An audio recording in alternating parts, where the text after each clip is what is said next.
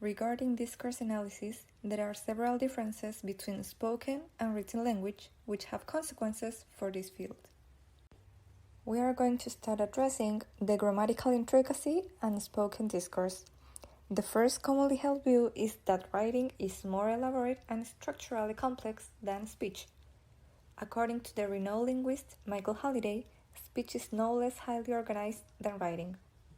Through the notion of grammatical intricacy, he represents how the relationship between clauses in spoken discourse can contain more complex relation between them than in writing.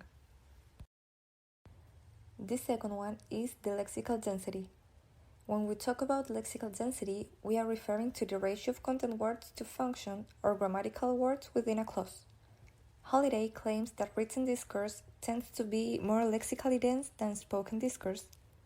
While in written discourse, content words are typically packed into individual clauses, in spoken discourse, content words tend to be spread out over a number of clauses.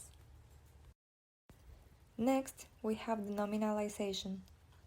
Written texts typically include longer noun groups than spoken texts and present a high level of nominalization.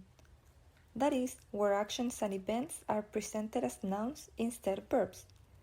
Halliday calls this phenomenon grammatical metaphor. In the fourth place, we have the explicitness.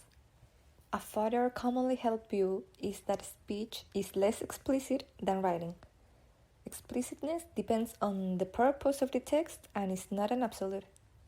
In both speaking and writing, a person can state something in a direct way or infer something, depending on how direct they want to be or what they want the listener or the reader to understand. Then we have contextualization. Writing is more decontextualized than speech since it depends on a shared situation and background for interpretation, whereas writing doesn't.